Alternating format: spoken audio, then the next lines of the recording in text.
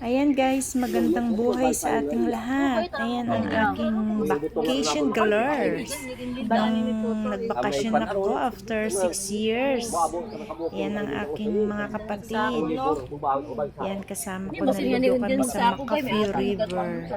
Yan, river lang yan guys kasi para fresh. Yan sila, yan. Nagluluto, nagluluto, hindi yan luto. Inano lang kasi kikilawin daw nila. Shout out nga pala kay Tita Mards. Ano nga yung kinuha nating ano na yan, dahon-dahon na yan na ginawa yung gulay? Hindi ko alam kung anong gulay yan. Ayan, dun guys sa may ano, may kagubatan siya kumuha ng ano yan. Di ko alam kung ano pangalan yan, pero ang sarap niya nung inano, nung ginawang salad.